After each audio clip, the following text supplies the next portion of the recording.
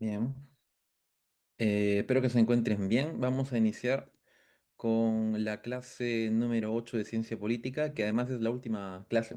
Con esto terminamos este pequeño curso en el que hemos cubierto, creo que los principales temas que uno encuentra cuando estudia ciencia política. Por supuesto, no ha sido tan exhaustivo. Tampoco era la idea. La idea era presentarles información general que les sirva para su preparación en el examen, en el que vienen preguntas de ciencia política.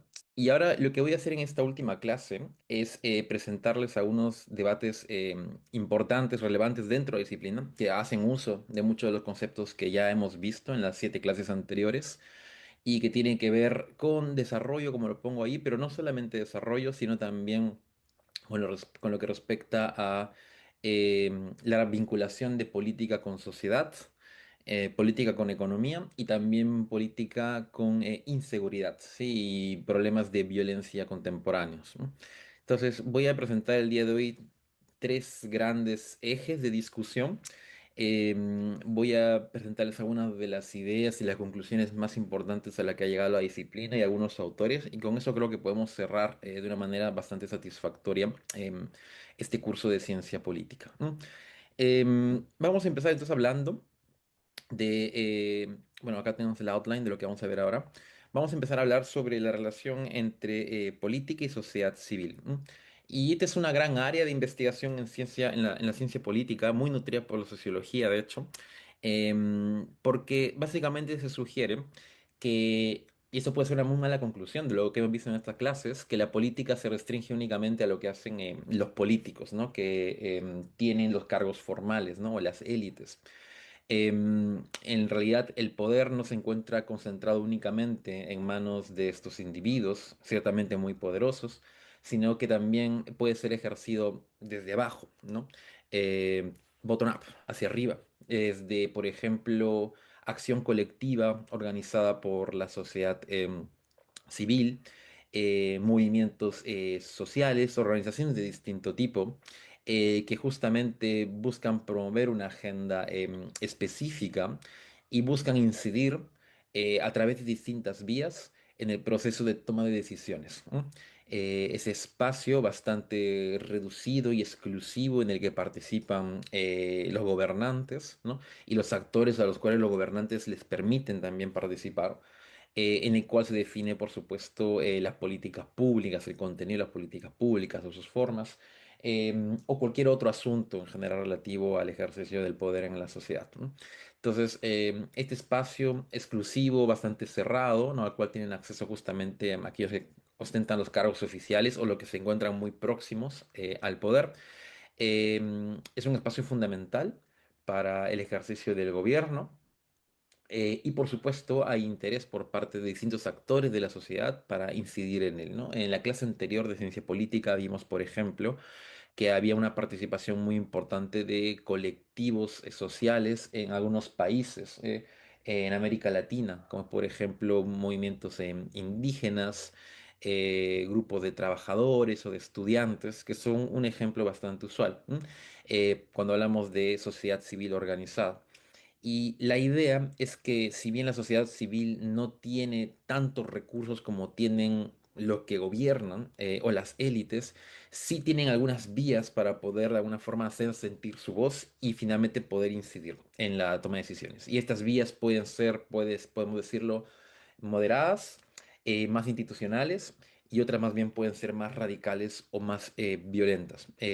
Probablemente los escenarios más claros son los procesos revolucionarios, de los que voy a hablar ahora hace un rato, los escenarios de revolución, que por supuesto tienen este componente violento, ¿no? Y de transformación radical. Pero no toda la acción colectiva llega o deviene necesariamente a ese escenario, que de hecho es bastante raro, ¿no? Las revoluciones son fenómenos políticos muy extraños, muy difíciles de observar a lo largo del tiempo. Ahora vamos a ver un poco de eso, ¿no? En la sociedad civil existen ciudadanos, por supuesto, y los ciudadanos, como ustedes, como yo, tenemos capacidad para formar preferencias sobre la política y también para actuar de manera conjunta con otros, ¿no? Podemos organizarnos, podemos participar en el debate público y en función de eso promover ciertas agendas.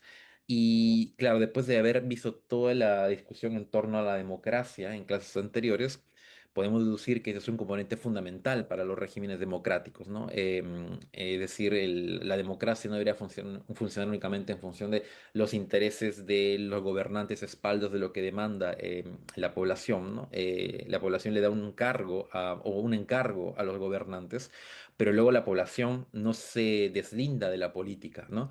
Más bien la población está siguiendo constantemente lo que hacen sus gobernantes, los monitorean eh, y luego también actúan de manera organizada cuando necesitan hacerlo en función de una agenda específica, ¿no?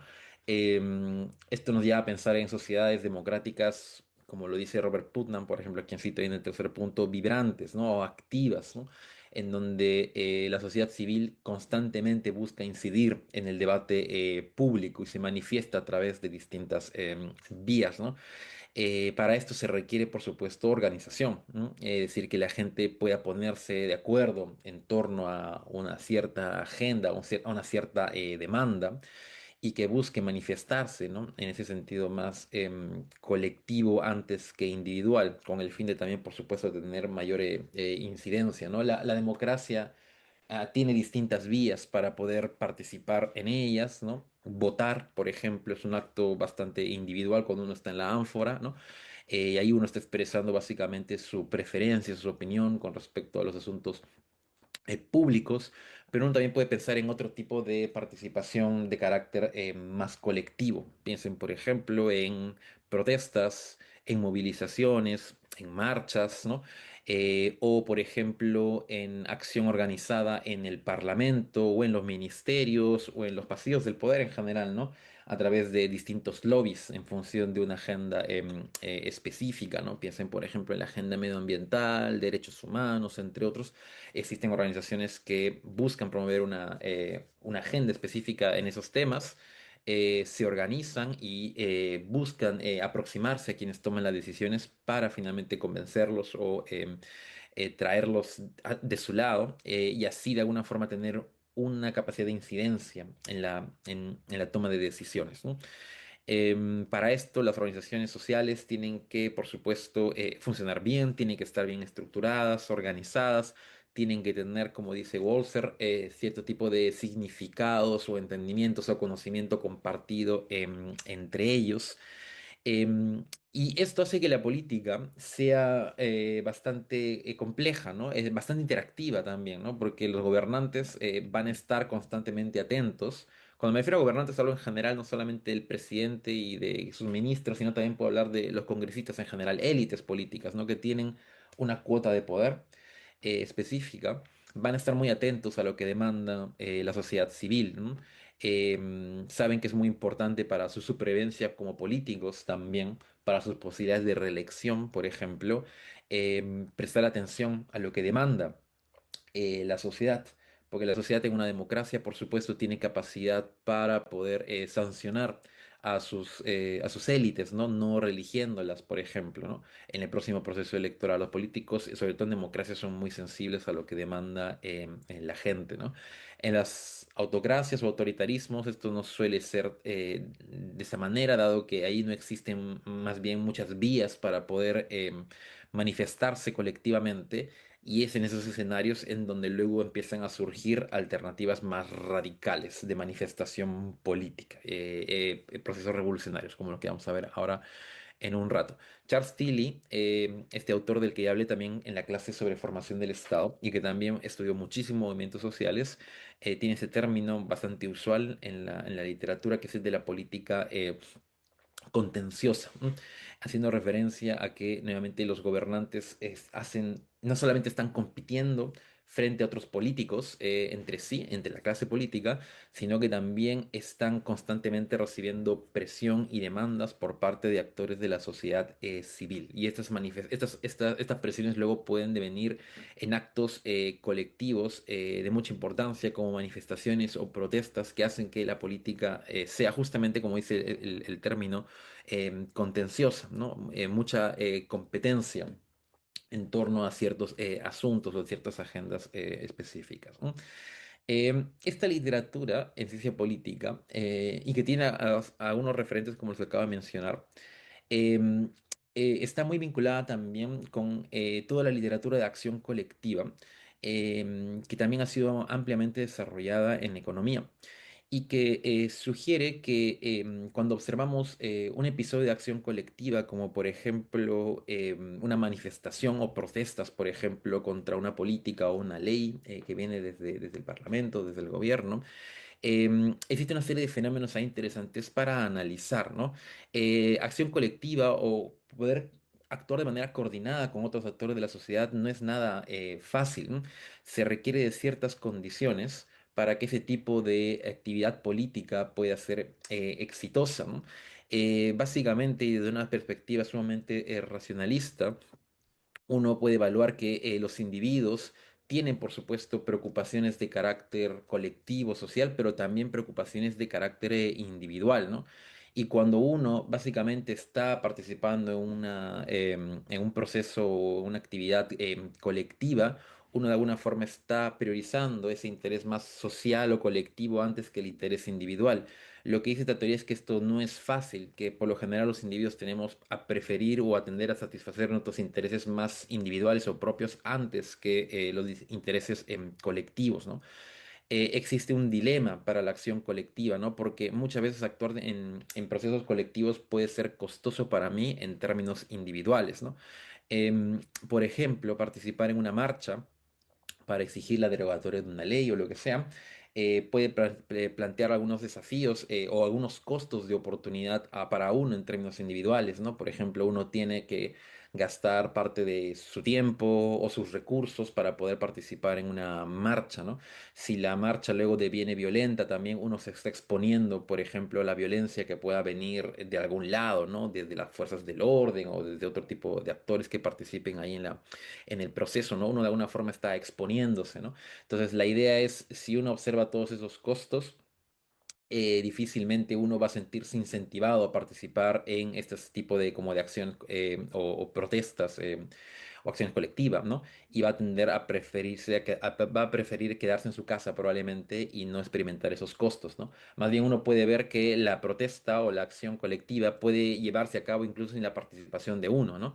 Y al final uno termina recibiendo los beneficios de esa acción sin haber participado directamente en ella, ¿no? Es decir, uno puede ver a la gente protestando y uno quedarse en su casa simplemente, ¿no? Y al final, si la protesta tiene éxito y logra el cambio que se buscaba lograr, uno recibe también ese beneficio sin haber participado directamente en la acción, en la protesta, digamos, ¿no? Y sin haberse expuesto a los costos, ¿no? Entonces, si es posible hacer eso, si es posible hacer free riding, para decirlo, utilizando ese término en inglés, ¿por qué no hacerlo, no? ¿Por qué no quedarme en mi casa y más bien simplemente recibir los beneficios de lo que hacen otros, ¿no? Em, pero lo que sí observamos es que hay mucha gente que sí decide finalmente asumir los costos y participar, ¿no? Y hay una serie de condiciones que justamente hacen posible eso, ¿no? Por ejemplo, el rol que pueden tener ciertos líderes para convencer a la gente a que se sume a la acción colectiva, ¿no? Y su capacidad de convencimiento, ¿no? Por ejemplo, la existencia de redes sociales. Con esto no me refiero únicamente a redes digitales, sino en general a redes sociales, ¿no? En la vida real, ¿no? Cuando uno, por ejemplo, forma parte de un colectivo, de una organización o de algún club, ¿no? Con el cual uno siente de alguna forma un tipo de identificación, ¿no? Em, Traten de vincular esto con lo que vimos hace algunas clases cuando hablamos de ideología, ¿no? Pero uno puede pensar en términos estrictamente racionales, que es lo que me conviene, cuál es mi ganancia y cuál es mi costo, pero uno también puede estar movilizado por ideales o por cierto tipo de normas que tienen mucha importancia para uno, ¿no? Y justamente ese elemento más normativo o identitario puede ser lo que movilice a la gente, por ejemplo, a salir a participar de una marcha, de una protesta o construir una organización, ¿no? Política, sabiendo que uno lo hace porque es lo correcto, es lo que uno cree que debe hacerse, ¿no? Ahí uno ya no está pensando en términos estrictamente racionales, sino más bien en normativos, ¿no? Las organizaciones además cuentan, justamente como dice el término, son organizadas, ¿no? Entonces cuentan con una serie de actores que están de alguna forma haciendo uso de ciertos recursos de manera ordenada, estratégica, para que la acción colectiva tenga éxito, ¿no? Tienen una estructura de funcionamiento interna también, tienen líderes, pero también tienen brokers, ¿no? Como se le dice, estos actores que se encargan como de hacer que la organización funcione, que conectan a los distintos miembros que participan en la acción colectiva, tienen ciertos mecanismos para tomar decisiones sobre qué hacer y en qué momento hacerlo, ¿no? Actúan de manera estratégica, ¿no? Charles Tilly estudian mucho la forma en cómo se estructuran a nivel interno las organizaciones y observa justamente que hay una serie de condiciones que hacen posible que la movilización sea efectiva, pero que además tenga suficiente capacidad de convocatoria y que invite a la gente que participe en ella, ¿no? Charles Tilly dice, puede existir mucho malestar en la sociedad con respecto a lo que hacen los gobernantes, pero ese malestar no necesariamente se traduce en un cambio político, ¿no? Ese malestar tiene que de alguna forma ser transformado en acción concreta. Y es ahí donde justamente entran estos elementos o estas condiciones que estoy mencionando. Lo más importante, por supuesto, convencer a la gente de que se sume a la acción colectiva, de que suspenda o deje de lado por un momento sus intereses más individualistas y más bien empiece a actuar siguiendo un criterio más colectivo o social, ¿no? No es nada fácil lograr eso, pero existen muchos ejemplos, por supuesto, de acción colectiva organizada que logra tener éxito y logra tener una incidencia en la política y eventualmente lograr un cambio, eh, y justamente en función de ciertas condiciones que son las que estoy mencionando, ¿no? Uno necesita organización, necesita líderes, necesita un ideario o una narrativa, no necesita recursos definitivamente. Y también muy importante aprovechar lo que también en la teoría denominamos ventanas de oportunidad, ¿no? Esos momentos específicos en los cuales todo parece favorecer la acción colectiva, ¿no? Un momento, por ejemplo, de debilidad del Estado, debilidad de su capacidad de represión, por ejemplo, frente a la acción colectiva, ¿no? Una crisis económica, ¿no? O una crisis política específica, ¿no? Que puede ser de alguna forma aprovechada y capitalizada por los movimientos sociales para poder tener mucho más incidencia, ¿no? Observar, por ejemplo, cómo las coaliciones de gobierno empiezan a debilitarse o a fragmentarse puede ser un momento importante para tener acción ahí. Por ejemplo, aislamiento internacional, también, que es una dimensión que estudia este Scopol, de quien voy a hablar en un rato, otra autora, dentro de esta literatura, ¿no? Es decir, hay ciertos momentos en donde la acción colectiva puede ser mucho más favorable o condiciones que puede aprovechar mejor para poder lograr sus objetivos, ¿no? Por supuesto, acabo de mencionar hace un rato una serie de condiciones que pueden facilitar la acción colectiva, pero si tienes al frente a un Estado con mucho poder, muchos recursos, con mucha legitimidad quizás ante gran parte de la población y con mucha capacidad de represión quizás, entonces la acción colectiva, a pesar de tener todas las condiciones que mencioné hace un rato, puede ser no suficiente, ¿no? Pero si tenemos más bien a un Estado débil, desprestigiado, con muy poca aprobación en las encuestas, por ejemplo, o con una policía o un ejército que parece muy desvinculada de lo que, del gobierno, ¿no? O que parece que no está de acuerdo con, como institucionalmente con las decisiones del gobierno, ¿no? Esas situaciones pueden ser favorables para que la acción colectiva tenga lugar y así pueda lograr cierto tipo como de transformaciones, ¿no? Em, el escenario más radical de este tipo de actividades son las revoluciones, ¿no? Las revoluciones políticas son procesos de transformación radicales del sistema en general, de las reglas de juego de un sistema político específico. ¿M? Las revoluciones son procesos o eventos muy extraños, no se observan día a día. De hecho, podemos contar con dedos de las manos las revoluciones más importantes de los últimos, con los dedos de la mano, quiero decir, las revoluciones más importantes de los últimos siglos. De las revoluciones exitosas me refiero, por supuesto, que son aquellos episodios en donde la sociedad civil se organiza para lograr o fomentar un cambio de las reglas más importantes del sistema político. Se logra un cambio estructural o de fondo, usualmente a través de vías más radicales y violentas, porque no existen canales de participación para finalmente incidir en el cambio, en la transformación. Esos canales por lo general están cerrados por los incumbentes, por quienes favorecen el status quo o tienen control del Estado y sus aparatos represivos, ¿no? Y la idea es que los procesos revolucionarios conllevan esencialmente luego a una reorganización del sistema político y a una reorganización del poder en general, ¿no? Se establecen nuevas reglas de juego en el sistema y se pasa a una etapa completamente diferente, ¿no? Esto no sucede usualmente. Las instituciones políticas suelen ser resilientes por lo general, fuertes, suelen tener cierto tipo de vigencia a lo largo del tiempo, no suelen perecer con tanta facilidad. Pero hay algunos escenarios en los que sí sucede esto.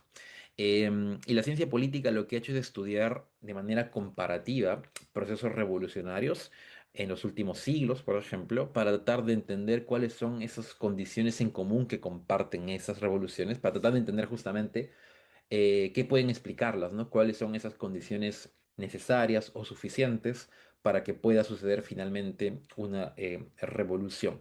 Ahí le pongo algunos ejemplos de revoluciones muy conocidas por todos, ¿no? Por supuesto, la Revolución Francesa de 1789, ¿no? La Revolución Mexicana, China y la Revolución Rusa. Para poner algunos ejemplos de los más antiguos. Tenemos, por supuesto, otros procesos revolucionarios también en el siglo 20, de los cuales voy a hablar ahora en un rato. Y por ejemplo, si tomamos esas cuatro revoluciones, vemos que efectivamente hay transformaciones radicales de sus sistemas políticos, ¿no? En Francia, por ejemplo, cayó lo que los historiadores denominan el antiguo régimen, el sistema absolutista francés, y esto por supuesto se hizo a través de una vía sumamente violenta, ¿no? Todos sabemos que la Revolución Francesa está caracterizada justamente por eso, ¿no? Por el despliegue de violencia contra el gobierno, contra la aristocracia, el clero por parte de la población, ¿no? La Revolución Mexicana de 1910, más de un siglo después, puso fin al porfiriato, un régimen dictatorial encabezado por Porfirio Díaz desde los años 60 del siglo XIX. Porfirio Díaz gobernaba de manera autoritaria en México.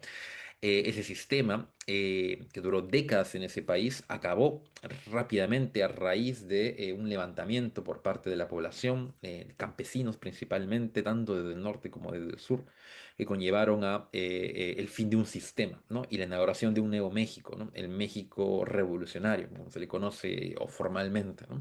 La Revolución China de 1912, que le puso fin a la dinastía Qing, que tenía siglos de existencia en el poder, y también luego a la China imperial en general. China había funcionado por 2 milenios como imperio. Acaba ese sistema violentamente también en 1911 y luego China adopta una nueva forma política, la de república. No le ver también en eso. Y China va a ser república hasta 1949, formalmente digo, hasta 1949, cuando los comunistas tomen el poder e instauran también a través de un proceso revolucionario un nuevo sistema, ¿no? Pero como pueden ver, las revoluciones lo que hacen es como acabar con un sistema específico, un status quo, además muy longevo, ¿no? Como el caso que estoy mencionando, y luego inaugurar una nueva etapa con nuevas reglas, ¿no? O la Revolución Rusa, por supuesto, del 17, ¿no? Que le puso fin también al imperio encabezado por los Romanov, ¿no? El imperio de los zares. Y luego llevó a Rusia a una nueva etapa en su historia, ¿no? La Unión Soviética aparecería poco después. Y por supuesto, la Unión Soviética y el régimen que gobernaba o el sistema que instauró el Partido Comunista era por supuesto completamente distinto al sistema imperial que había existido en Rusia por siglos, ¿no? Teda Skopol, a quien menciona ahí en el último punto, señala que las revoluciones tienen que entenderse como cambios estructurales, ¿sí? Básicamente lo que estoy enfatizando con estos casos, ¿no? Hay también cierto tipo como de condiciones que hacen posible esto, que es por ejemplo también líderes, ¿no? Encabezando organizaciones, utilizando recursos de manera estratégica para hacer frente al poder establecido. Aprovechan ciertas ventanas de oportunidad, momentos importantes para poder llevar a cabo esta gesta revolucionaria y luego inaugurar una nueva situación, ¿no? Piensen, por ejemplo, en los cuatro eventos que estoy mencionando. Todos tienen ahí líderes muy visibles, ¿no? Robespierre en el caso de Francia, Zapata, Villa, Madero en el caso de México, Sun Yat-sen en China, ¿no? Lenin definitivamente en Rusia, ¿no? Detrás de ellos también organizaciones, ¿no? Los bolcheviques, por ejemplo, guerrillas, grupos de campesinos organizados, ¿no? Existen recursos a disposición de estos grupos también, ¿no? Momentos de debilidad que, por ejemplo, experimentó la Francia de Luis XVI, luego de apoyar a la revolución estadounidense, ¿no? A la revolución americana y estar en déficit, ¿no? Era un momento perfecto para poder levantarse contra la monarquía, ¿no? O en el caso de Rusia, ¿no? También los zares debilitados luego de perder la guerra con Japón, o estar participando en la Primera Guerra Mundial e ir perdiendo batallas, ¿no? Entonces, claramente hay momentos específicos en los cuales sucede esto, ¿no? Con esto quiero enfatizar que las revoluciones no son procesos aleatorios o random que pueden surgir de un momento a otro, ¿no? Y justamente por eso son raros, ¿no? Las revoluciones son raras porque requieren de muchas condiciones para que puedan finalmente darse. Y tenemos ejemplos también de revoluciones que han fracasado o intentos revolucionarios que han fracasado y que más bien han arrojado un resultado contraproducente a los intereses de sus movilizadores, ¿no? O han favorecido eventualmente el retorno del el status quo, ¿no? Las revoluciones pueden llevar al surgimiento de estados fuertes, como los que menciono aquí en el primer punto, ¿no? Piensen en el caso de la Unión Soviética, que es un estado sumamente poderoso, de hecho una superpotencia, ¿no? A lo largo del siglo XX, y que surge luego de la Revolución Rusa, ¿no? Pocos años después, 1922, creo que es el año en que formalmente se funda, sí, la Unión Soviética, la China comunista, ¿no? Que es un estado poderosísimo, por supuesto, el día de hoy también, una superpotencia, ¿no? Que aparece formalmente desde el 49, em, y también puede llevar al surgimiento de algunos estados débiles, ¿no? Como es el caso de la Revolución Cubana, ¿no? Que es otro proceso revolucionario importante en el siglo XX, o la Revolución Sandinista, ¿no? En Nicaragua en el año 79, ¿no?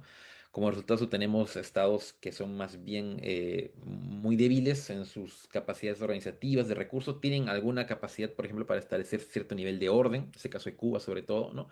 Y establecer un status quo nuevo, y de manera vertical y autoritaria, pero pueden carecer de muchas otras capacidades, ¿no? Es decir, los resultados de los procesos revolucionarios no arrojan siempre lo que vendría a ser un escenario de orden o estabilidad, o de prosperidad y desarrollo, sino más bien pueden llevar a situaciones de más bien inestabilidad o estados débiles, o sin mucha legitimidad, ¿no? El proceso sandinista o la revolución sandinista va a ser muy exitoso en su momento, pero luego termina debilitándose a fines de los 80 y tienen que finalmente los sandinistas salir del poder para que Nicaragua eventualmente vuelva o se inaugure en una escena mucho más democrática.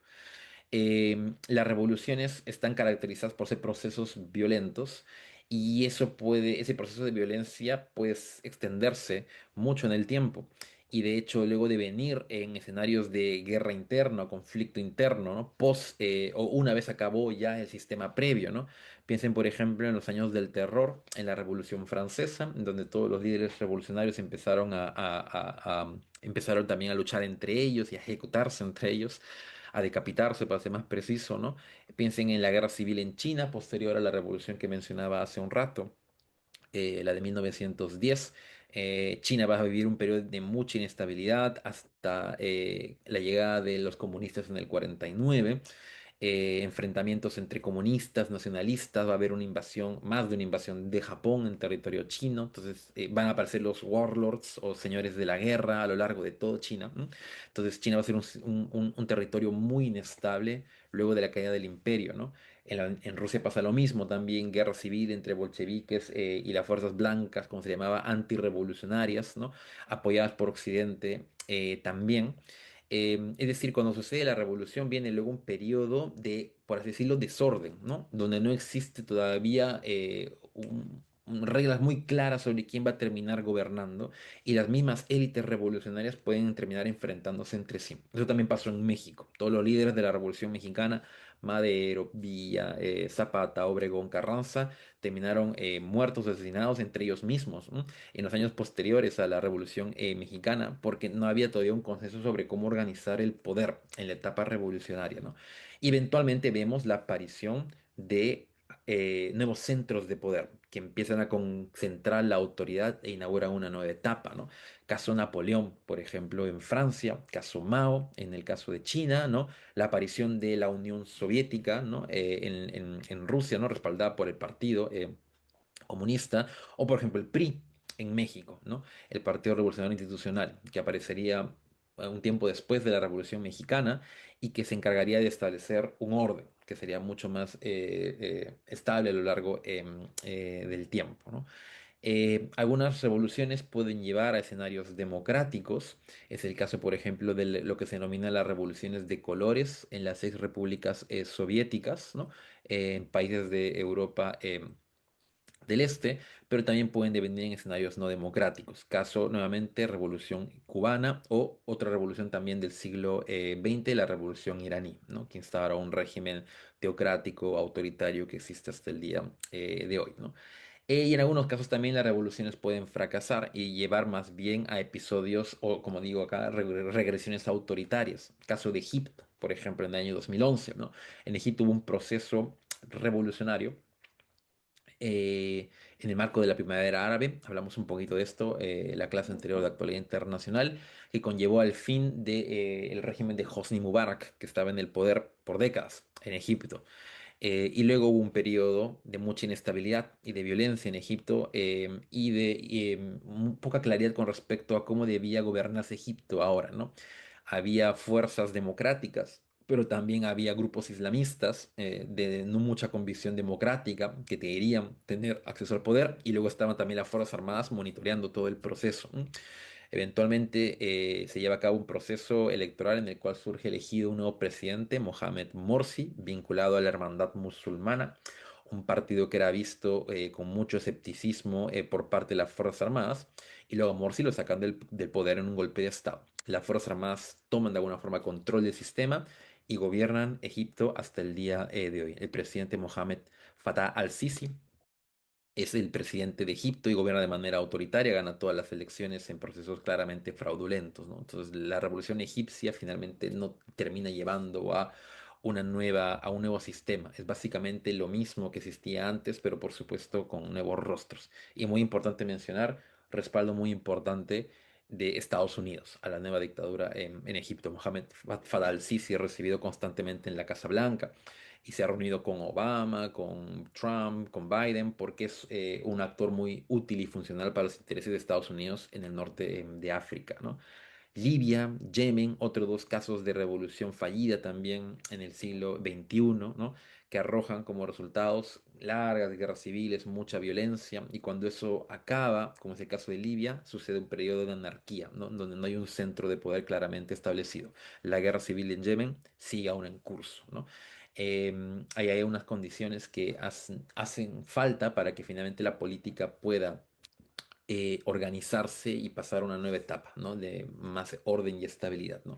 Entonces, con esto quiere decir, para cerrar esta parte, que las revoluciones son fenómenos o procesos extraños, raros, no muy usuales. Cuando suceden, transforman por completo y de manera radical el sistema político, inauguran uno nuevo.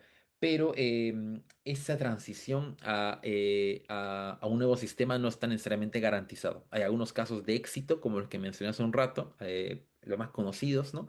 Pero luego existen también escenarios de fracaso, por así decirlo, como los últimos que acabo de mencionar.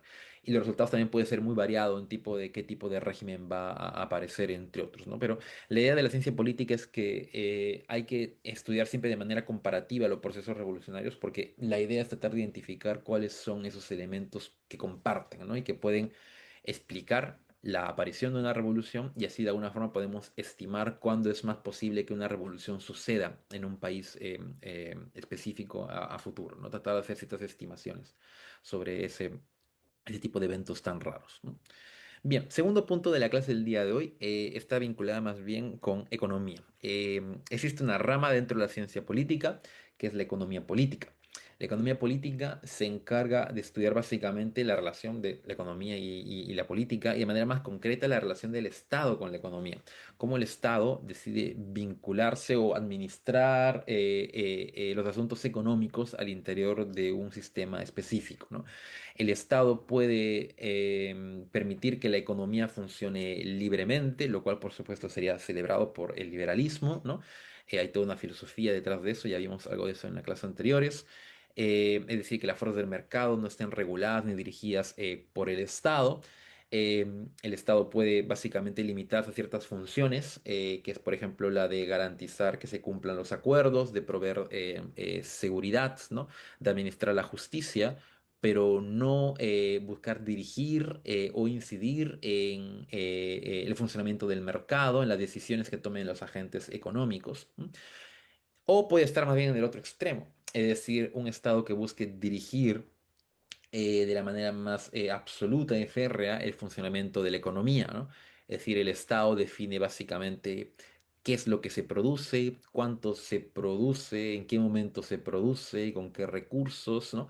Esto es lo que se conoce como economía central planificada. ¿M? El Estado tiene un alto nivel de control del mercado en general, del sistema productivo, define básicamente lo que se hace, ¿no? Por supuesto, desde arriba, ¿no? Y cuando pensamos en este tipo de modelos, tenemos en mente, por ejemplo, a la Unión Soviética de Stalin o la China de Mao Zedong, ¿no? La forma en cómo algunos partidos comunistas han dirigido a lo largo de la historia su economía. Eh, y que por supuesto están en las antípodas de lo que es el modelo de libre mercado. Estos dos modelos que acabo de presentar son tipos ideales, ¿no? Y la mayoría de los países del mundo están de alguna forma próximos a uno, próximos a otro, y la gran mayoría, pues, por supuesto, en el medio, ¿no? Como si lo pensamos como un continuo, ¿no? Porque en general los estados en el mundo, la gran mayoría de los estados en el mundo, tienen cierto nivel de participación en ciertos sectores de la economía, sobre todo en los estratégicos, lo que tiene que ver, por ejemplo, con infraestructura, recursos naturales, y demás, y sí permiten también altos niveles de libertad económica, ¿no? Pero por supuesto ahí tendríamos que evaluar caso por caso para ver a qué modelo más se aproxima un Estado, ¿no? Pero la gran mayoría se encuentra, por así decirlo, en el medio, ¿no? O tienen un sistema mixto, por así decirlo, ¿no? Del libre mercado hasta cierto punto, ¿no? Y participación del Estado en algunos sectores específicos, ¿no? Pero la idea de los estudios de economía política es que el Estado puede tener incidencia en el manejo de la economía y esencialmente a través de sus instituciones, ¿no? Las decisiones que tomen los gobernantes, ¿no? Que encabezan justamente las instituciones, van a tener un efecto en cómo opera y funciona el mercado. Eh, y al mismo tiempo también el funcionamiento de la economía, que es una fuerza muy poderosa, ¿no? En el mercado, puede tener efectos también en el funcionamiento de la política. Y eso es un asunto muy interesante de estudiar, ¿no? Ahí hay muchos aportes, tanto desde las perspectivas liberales en ciencia política, como también de las más críticas o las marxistas, ¿no? De hecho, el marxismo era muy claro en eso, que decía que la política no es autónoma de los modos de producción, ¿no? Que es básicamente el funcionamiento de la economía en una sociedad específica, ¿no? Es decir, la forma en cómo funciona la economía determina la política, ¿no? El alcance y el poder que tiene un Estado, ¿no? Esa es una versión, por supuesto, mucho más radical, por así decirlo, de esa lectura, ¿no? Existen otras que también señalan, rescatan algunas de estas ideas, que sí, que la economía puede afectar significativamente el poder, el alcance o la independencia de un Estado, pero no terminan regulando por completo toda su actividad, ¿no? Es decir, el Estado tiene cierto nivel también de autonomía frente a, por ejemplo, los mercados, a las élites económicas, ¿no? Y eso es un fenómeno sumamente complejo que la ciencia política ha buscado desentrañar, ¿no? En su evolución a lo largo del tiempo. Y la economía política es un área de especialización que se encarga de esa agenda, ¿no? Albert Hirschman, a quien cito ahí en el tercer punto, señalaba, por ejemplo, que cuando observamos el funcionamiento de una economía, vamos a observar siempre ganadores y perdedores. Creo que esta es una idea que también mencioné en otra clase, ¿no? Existe siempre un conflicto distributivo en torno a los recursos, ¿no? Y básicamente el Estado busca de alguna forma tener cierto nivel de participación en el manejo de este conflicto distributivo, dado que es importante para la estabilidad de una sociedad. La forma en cómo funciona la economía, el desarrollo económico, por ejemplo, puede tener consecuencias importantísimas para la política. Aquí cito un autor llamado Samuel Huntington, que es un politólogo también muy referenciado. Samuel Huntington, la obra más importante que tienen, que es El orden de las sociedades en cambio, básicamente lo que hace es estudiar los efectos de, el desarrollo económico en la estabilidad política, para ponerlo de una manera muy simple. El argumento es mucho más complejo, pero lo estoy de alguna forma traduciendo a una manera más sencilla. La idea está en que cuando las sociedades empiecen a desarrollarse económicamente, piensen por ejemplo en incremento de los ingresos, ¿no? Una mejora en las condiciones de vida y demás, esto puede traer con transformaciones importantes para la institucionalidad de un país o para el funcionamiento de la política en general, ¿no? Por ejemplo, la población puede desarrollar nuevas demandas, puede desarrollar nuevas preferencias, ¿no? Con respecto a cómo funciona su sistema político cuando ve sus condiciones económicas mejoradas o fortalecidas, ¿no? Y esto luego lo puede llevar a abogar por cambios en el sistema político. ¿No? Las instituciones de un Estado muchas veces no pueden absorber o canalizar estas distintas demandas o presiones que vienen por parte de la sociedad, ¿no? El desarrollo económico también puede generar desigualdad y conflictos al interior de una sociedad, pueden enriquecer mucho a unos y más bien dejar de lado a otros, y eso puede luego generar conflicto político que los estados muchas veces no pueden conducir. Samuel Huntington estudia este tipo de situaciones, por ejemplo, en África, en los nuevos estados africanos que aparecen en el siglo XX, ¿no? Algunos de ellos empiezan a crecer y a performar bien económicamente, pero sus estados son muy débiles, no pueden conducir ese proceso y eso eventualmente termina llevando a situaciones de conflicto, que era algo muy usual que pasaba en África en el siglo XX, ¿no? Cuando los estados aparecen en la segunda mitad del siglo XX, ¿no? La teoría de la modernización, que es una teoría muy estudiada también en ciencias sociales en general, sugiere que cuando hay desarrollo económico, la sociedad, como ya mencioné hace un rato, empieza a desarrollar nuevas preferencias. De hecho, aparece una clase media, vibrante, pujante, que empieza a demandar, por ejemplo, representación política, que empieza a demandar más facilidades por parte de su Estado para el desarrollo y la expansión del mercado. Y muchas veces los gobiernos autoritarios no pueden conducir o llevar a cabo estos procesos o conducir estas nuevas demandas. Y eventualmente lo que hacen es terminan democratizándose. Es decir, la teoría de modernización básicamente sugiere que mayor desarrollo económico puede estar asociado con la democratización de un sistema político. Daron Acemoglu y James Robinson estudian mucho esto en sus trabajos más importantes y sugiere, por ejemplo, que cuando las élites que gobiernan un estado ven que existe esta presión y esta demanda por parte de la población, cuando sus condiciones económicas mejoran, por temer a una revolución, lo que hacen es empezar a conceder y a favorecer luego la transición a una democratización. Esos son los argumentos más importantes, ¿no? Que la democratización puede estar asociada con un incremento del desarrollo económico y el mecanismo causal que vincula a ambos es básicamente que la población empieza a hacer demandas cada vez mucho más grandes. Las élites autoritarias temen que estas demandas luego devengan en revolución, le temen mucho una revolución que pueda privarlos de sus beneficios, de sus recursos, y finalmente lo que hacen es empezar a conceder la democracia. Es decir, para evitar una revolución lo que hago es más bien empezar a dar concesiones y a transitar a un nuevo sistema, a un nuevo régimen de manera más concreta, que me permite preservar mi cuota de poder de alguna forma y así evitar esa transición más bien violenta, que es lo que vimos hace un rato con los otros casos. ¿No? Em, Corea del Sur es un ejemplo muy bueno de esto. Corea del Sur es un país que durante la segunda mitad del siglo XX empezó un proceso de desarrollo económico bastante rápido y acelerado bajo un sistema autoritario. Eh, Ahí la figura de Park Chung-hee es muy importante, voy a hablar de él en un ratito. Y luego de eso, en los años 80, tenemos una sociedad civil coreana muy activa.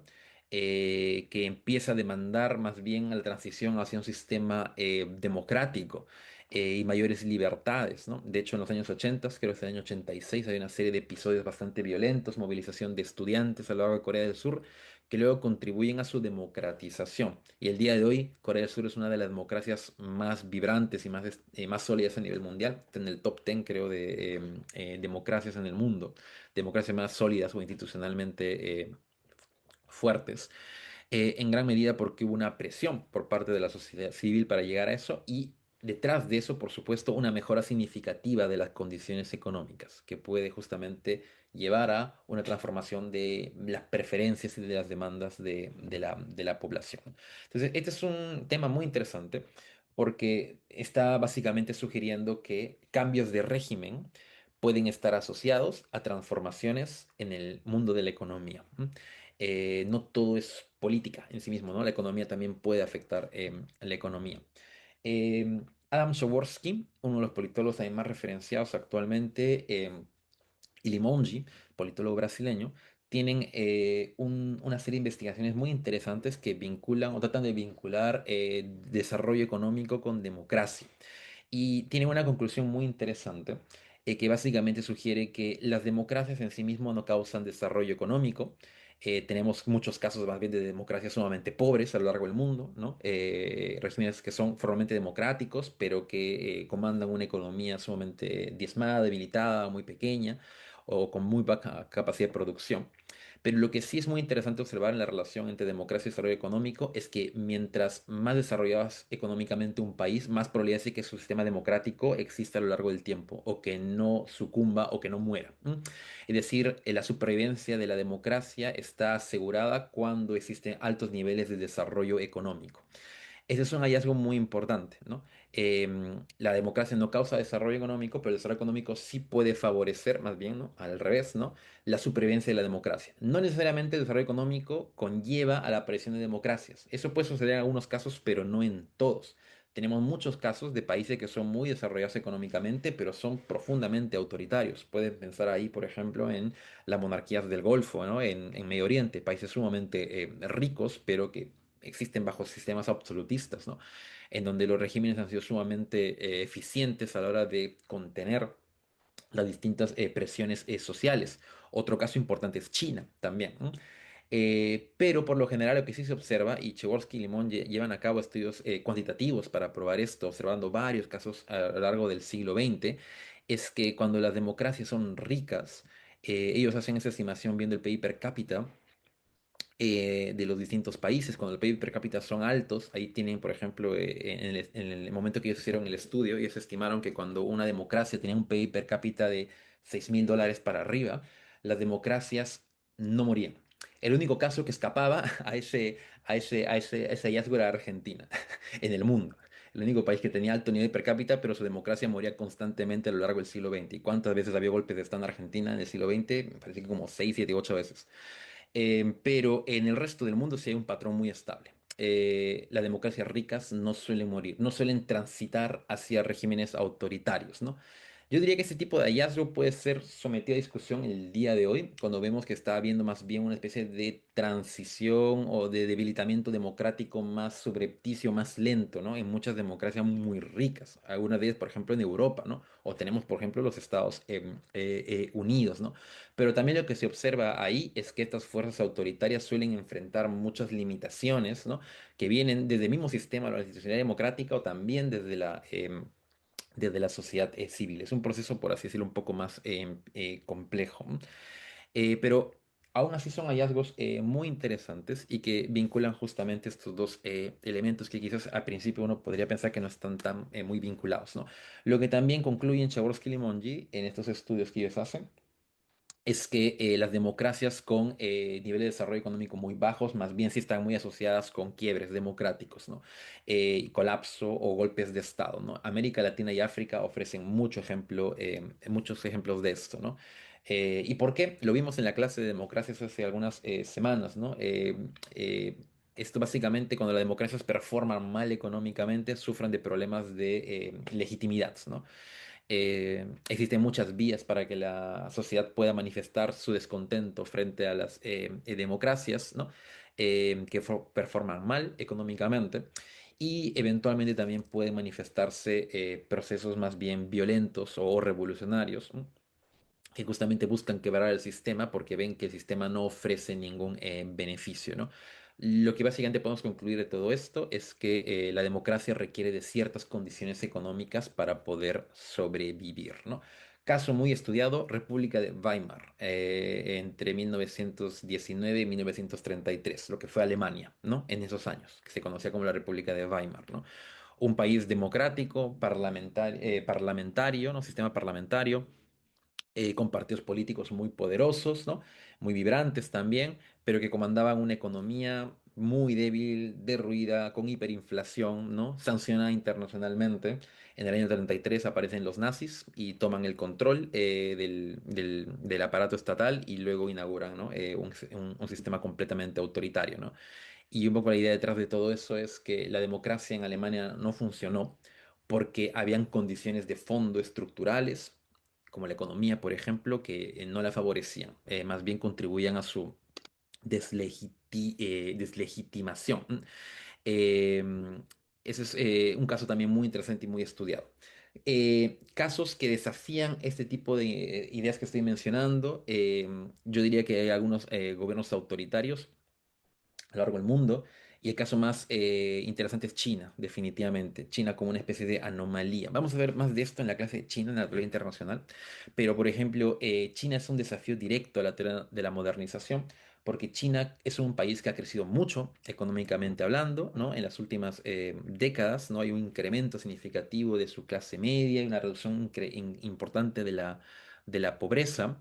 Y las expectativas que se tenían con respecto a China era que en los noventas, sobre todo, China eventualmente se democratice. De hecho, era un poco la expectativa del gobierno de Bill Clinton en Estados Unidos, de orientación muy liberal, ¿no? Favorecer y de hecho integrar a China en el mercado, en el mercado global, ¿no? Favorecer más su liberación económica, porque eventualmente los mismos chinos van a empezar a demandar un cambio de sistema político y eventualmente el Partido Comunista Chino va a terminar colapsando cuando no pueda canalizar todas esas demandas, ¿no? Y sucede todo lo contrario, ¿no? El día de hoy China es más autoritaria que antes, y el país sigue creciendo y siendo muy vibrante económicamente hablando, ¿no? Lo cual plantea una serie de preguntas, ¿no? ¿Por qué el Partido Comunista Chino sobrevive? ¿Y cómo hace para poder de alguna forma contener todas estas transformaciones económicas y sociales, además en una población de más de 1.000 millones de habitantes? En su territorio, ¿no? Y ahí importa mucho la capacidad del Estado, del partido, tanto de monitoreo, de vigilancia social, los vínculos que construye con la sociedad, que de alguna forma le han permitido sostenerse a lo largo del tiempo y mantener el proyecto político comunista, ¿no? Revolucionario que inicia en el 49, mientras administra al mismo tiempo una economía que se ha liberalizado significativamente desde los años 80 en adelante. Más de esto hablaremos en la clase de China en la actualidad internacional. Ahora, los estados tienen distintas formas de aproximarse al funcionamiento del mercado y como les dije hace un rato, las lecturas más liberales sugieren que los estados deberían limitarse únicamente a garantizar orden, seguridad y el cumplimiento de los contratos, ¿no? Mientras más se aboque esas tareas, es mucho mejor. Tenemos estados que pueden ser muy eficientes, se señala, en la administración de una sociedad en concreto, limitándose únicamente a esas funciones y más bien dejando que la economía funcione de una manera mucho más libre, ¿no? Un estado fuerte, se señala, no necesariamente un estado muy grande o que busca tener muchas funciones y maneje los distintos ámbitos de la sociedad, ¿no? Puede ser un estado elefantiásico, como se dice, ¿no? Con muchas tareas, entre ellas la administración de la economía, pero eso no necesariamente significa que tenemos un estado eficiente, que funcione bien, sino más bien solamente un estado muy atareado, con muchas tareas y funciones, ¿no? Los estados necesitan ser modernos, tener burocracias competentes, tecnócratas que sepan lo que están haciendo, ser profesionales, ¿no? Un poco pensando en este modelo estatal de Max Weber que vimos al inicio de este curso, ¿no? No un Estado que funcione en función de creencias o tradiciones, sino más bien que esté dirigida por profesionales, que sea eficaz, ¿no? Y esta lectura más bien sugiere que ese tipo de comportamientos del Estado son beneficiosos para la economía. la economía puede funcionar de acuerdo a sus propias reglas, ¿no? Más bien, como decía Hayek, por ejemplo, existe una pretensión casi arrogante de los estados grandes, poderosos, totalitarios, ¿no?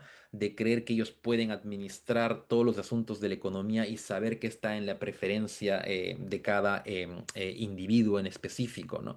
Qué es lo que necesita, qué es lo que busca comprar o qué es lo que busca vender. Ese nivel de información no la tiene el Estado, no puede tenerla porque es demasiada información y por lo tanto no puede administrar economía con eso de manera eficiente, ¿no?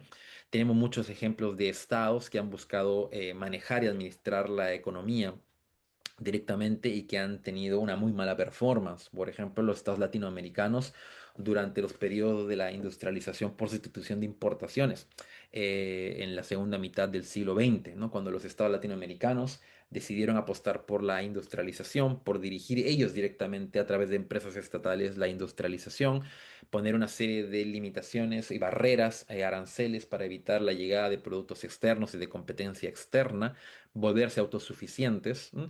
Promover activamente la exportación de ciertos recursos, ¿no? Era el funcionamiento de la economía dirigida por los estados. Y lo que observamos es luego resultados muy malos. El Perú está dentro de esos ejemplos, ¿no? Porque los estados eran ineficientes, no eran suficientemente profesionales, había mucha corrupción, no sabían dirigir las empresas, no eran suficientemente competitivos a nivel internacional. Los consumidores seguían prefiriendo productos importados porque eran mucho de mayor calidad o más eficientes, ¿no? Entonces tenemos ejemplos ahí de estados que intentaron tener el control de la economía y finalmente terminan performando muy mal, ¿no? Un estado puede ser muy eficiente siendo mucho más pequeño. Lo importante es el nivel de profesionalidad, ¿no? De sus burócratas o de sus técnicos, ¿no?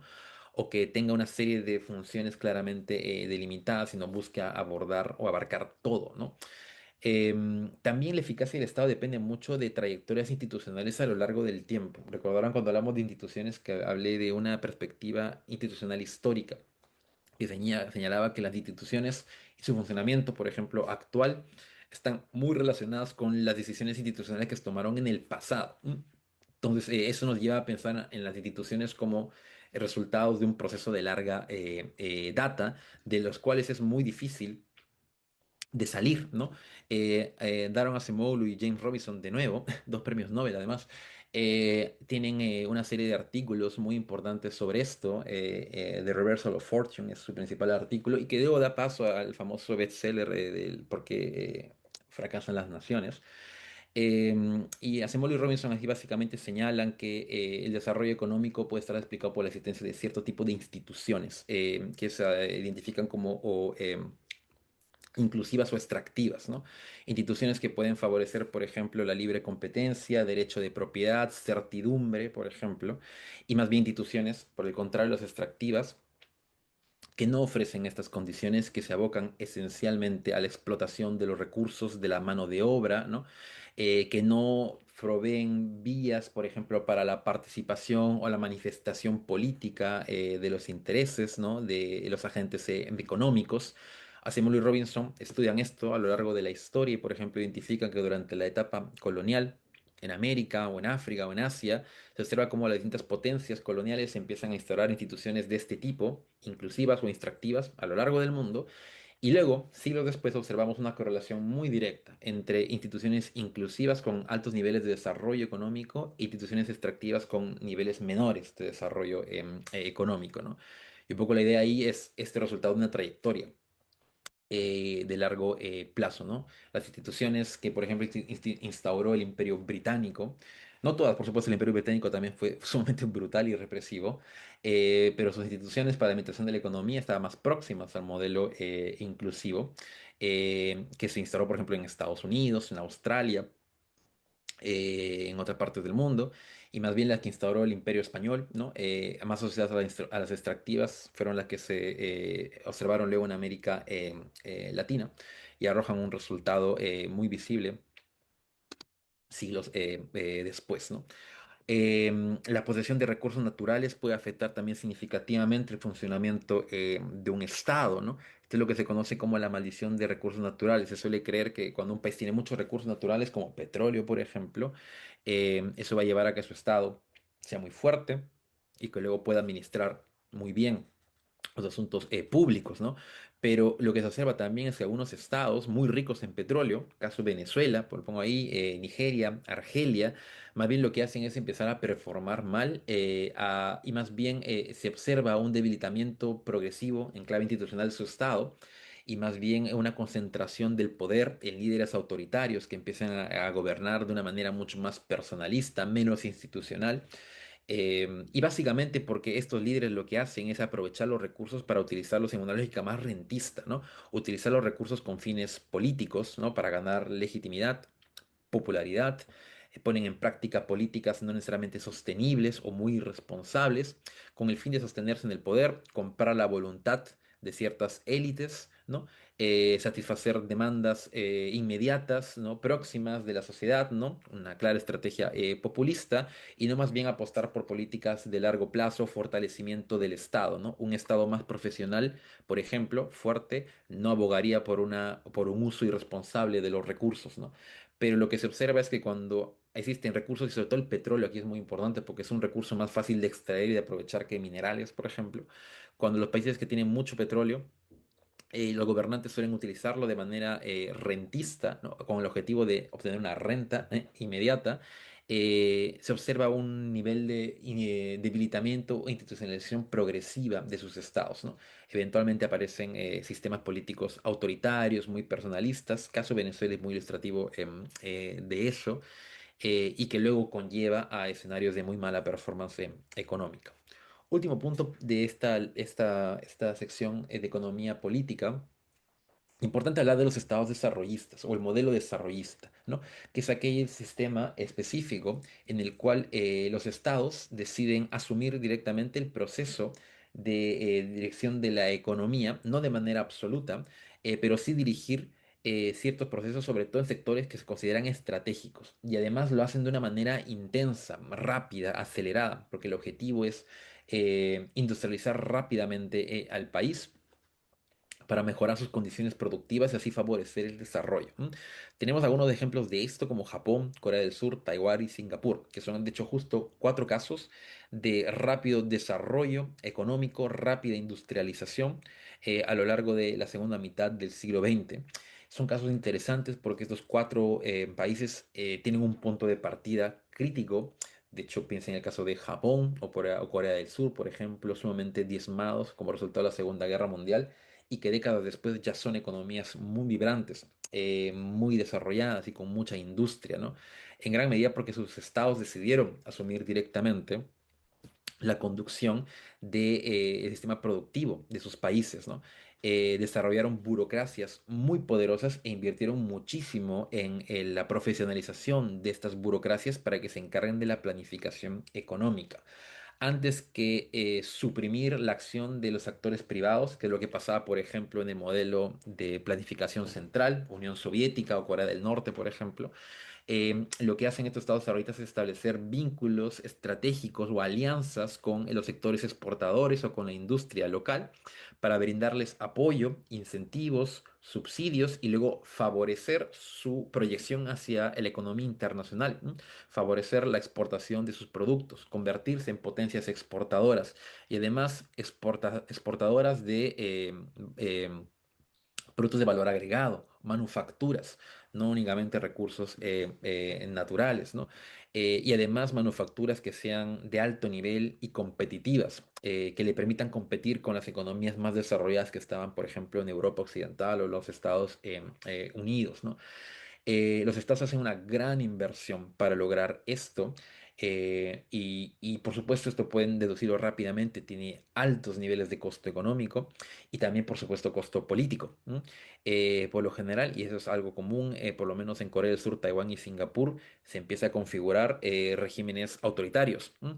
El caso del Kuomintang en Taiwán, Lee Kuan Yew, este líder importante de Singapur que gobernó el país por décadas, o Park Chung-hee en Corea del Sur, ¿no? Porque claramente un proceso de industrialización masivo y rápido, y acá retoma unas ideas que mencioné hace un rato, puede llevar también a conflictos sociales y políticos, ¿no? Los estados dirigen o establecen básicamente qué es lo que se debe priorizar en la producción. En función de eso pueden tomar decisiones autoritarias, ¿no? Que no requieran o tengan que pasar por la aprobación o la deliberación pública, ¿no? Con el sector empresarial o con la sociedad civil o con los trabajadores o sindicatos. Y eventualmente, frente a esos escenarios de conflicto, competencia, los estados suelen comportarse de manera autoritaria, ¿no? Esto es muy interesante porque estos países, por lo menos estos cuatro, logran un alto nivel de desarrollo económico, pero ese desarrollo económico no se conduce, Corea del Sur, Taiwán y Singapur, de manera muy clara a través de vías democráticas, ¿no? Como si pareciera necesario cierto grado de autoritarismo para poder ordenar la economía y además rápidamente, porque nuevamente el ascenso es rápido, cuestión de pocas décadas, ¿no? Y convertirse en una potencia exportadora, industrial, de alta calidad, ¿no? Y con altos niveles de desarrollo humano, ¿no? Que es justamente lo que caracteriza a estas economías en Asia, ¿no? Es un modelo interesante, muy particular de Asia, de hecho, porque se intenta poner en práctica en otras partes del mundo, América Latina, y no con resultados muy buenos, pero que finalmente también termina arrojando lo que se observa y mostraba hace un rato con el debate de la teoría de la modernización, ¿no? Eventualmente escenarios de democratización cuando la sociedad civil empieza a ver estos beneficios económicos y luego empieza a exigir cambios, ¿no? Representación política, por ejemplo, ¿no? La clásica, ¿no? Quiero un parlamento, quiero un partido que me represente en el parlamento, ¿no? Y que lleve mis intereses, ¿no? Y que se gobierne en función de ellos, ¿no? Corea del Sur y Taiwán actualmente son dos democracias muy vibrantes, Japón definitivamente, Singapur, yo diría que es un caso muy particular, es prácticamente una ciudad-estado, escapa un poco de esta lógica. Pero lo que observamos en estos otros casos es democracias muy sólidas, muy vibrantes, altos niveles de desarrollo humano y que pasaron por esta fase, ¿no? De industrialización sumamente acelerada, rápida, intensa y que requirió por momentos mano dura, por así decirlo, ¿no? Gobiernos autoritarios que se encarguen de administrar y ordenar la economía. Último punto para la clase del día de hoy, nos quedan unos 20, 22 minutos, quizás les robe unos minutos adicionales. Violencia. ¿No? Hemos hablado, de hecho es el punto de partida de este curso, ¿no? La violencia, ¿no? Cómo superar el problema de la violencia en una sociedad. Vimos ahí que el Estado era una especie de solución, ¿no? Funcional, imperfecta, pero una solución de alguna forma para hacer posible la coexistencia y evitar que todos nos estemos matando entre todos. La sociedad se le conoce como, la violencia se le conoce como una especie de característica siempre presente en las relaciones sociales y la idea es poder llegar a soluciones, ¿no? La política ahí es la actividad que nos permite superar esa situación, ¿no? La violencia puede venir de distintos frentes, ¿no? Puede venir a nivel internacional, algo que vamos a ver mucho en la actualidad internacional, ¿no? Guerras entre estados, ¿no? Em, pero también la violencia puede venir, por supuesto, a nivel doméstico, ¿no? Claramente tenemos casos ahí de grupos organizados, guerrillas, grupos terroristas, grupos criminales, que vamos a identificar el día de hoy en nuestra región latinoamericana, por ejemplo, que lo que buscan es básicamente utilizar la fuerza, la violencia como un recurso para finalmente enfrentarse a las fuerzas del orden, al Estado y promover una agenda específica, ¿no? Los grupos criminales, por ejemplo, tienen interés de constituir grandes mercados, ¿no? Ilegales y beneficiarse de ellos, y para eso tienen que enfrentarse directamente a las fuerzas del orden del Estado, ¿no? Los grupos terroristas y los grupos o las guerrillas revolucionarias, por ejemplo, tienen objetivos de carácter político y también usan la fuerza y la violencia para enfrentarse al Estado y promover una agenda de corte más político, ¿no? Destruir el Estado e inaugurar uno nuevo, ¿no? Era el objetivo de, por ejemplo, Sendero Luminoso, ¿no? O las FARC, ¿no? Abogar por una agenda quizás de corte más nacionalista, ¿no? Abogar por la autonomía o por la separación del territorio del Estado, ¿no? Piensa en caso ETA, caso del el IRA en Irlanda, ¿no? O la construcción de un gran califato, ¿no? Islámico, ¿no? En donde no existan infieles, ¿no? Y donde la Sharia se imponga de manera total y fundamentalista, ¿no? Es el caso del Estado Islámico, ¿no? O expulsar a la potencia invasora, ¿no? Que es el caso de Al Qaeda, ¿no? Las agendas o los intereses pueden ser múltiples. Lo que vincula tanto a guerrillas como a grupos terroristas o a grupos criminales es que los tres utilizan la violencia para lograr ese objetivo. No están participando en elecciones o a través de partidos políticos, ¿no? puede hacerlo, ¿no? Los grupos criminales, de hecho, a veces compran partidos políticos, ¿no? Para que los representen en el Parlamento, ¿no? Pero detrás de todo eso, por supuesto, hay violencia, la capacidad de coerción, que es justamente lo que la caracteriza, ¿no? Y como hemos podido ver en este curso, el uso de la violencia está muy bien asociada con el elemento, em, el uso de la violencia está asociada con la gobernabilidad, ¿no? Es decir, en escenarios de gobernabilidad, más bien lo que necesitamos es que la violencia esté contenida, que la violencia no se manifieste de manera constante y que si alguien tiene intereses para o algún tipo de agenda que quiera promover, lo haga a través de las vías institucionalmente establecidas, ¿no? A través de los distintos canales de participación o de representación que existen, ¿no? Y la violencia debe contenerse. Pero la violencia no siempre se contiene. Ya hemos visto algunos ejemplos de eso con las revoluciones que mencioné hace un rato. Y, por ejemplo, probablemente el caso más ilustrativo de esto son las guerras internas o las guerras civiles, ¿no? Que son episodios de mucho conflicto intenso y armado, por lo general entre un Estado y fuerzas insurgentes. La ciencia política ha estudiado muchísimo las guerras civiles, así como las guerras a nivel internacional o entre Estados, ¿no? ¿Por qué suceden? ¿Por qué son tan frecuentes en algunas regiones, por ejemplo, o en algunos periodos de la historia? ¿M? ¿Por qué son más frecuentes que las guerras entre estados, por ejemplo, que es algo muy interesante, ¿no? En la actualidad, en el sistema internacional contemporáneo, hay una mayor cantidad de guerras civiles que guerras entre estados. Con guerras civiles me refiero a guerras internas, que no, de algunas que suceden al interior de un sistema político específico. Nuevamente, digo, por lo general, entre un estado frente a fuerzas insurgentes, ¿no? En algunas ocasiones las guerras civiles se transnacionalizan, ¿no? Sus efectos viajan a otros países, a los países vecinos, por ejemplo, ¿no? O hay una intervención internacional de parte de otro estado. Piensen en el caso que vimos el otro día, ¿no? Rusia interviniendo en la guerra civil en Siria. ¿No? La guerra civil de Siria es un caso de guerra civil transnacionalizada, ¿no? Y eso ya nos lleva a hablar de un fenómeno completamente diferente, ¿no?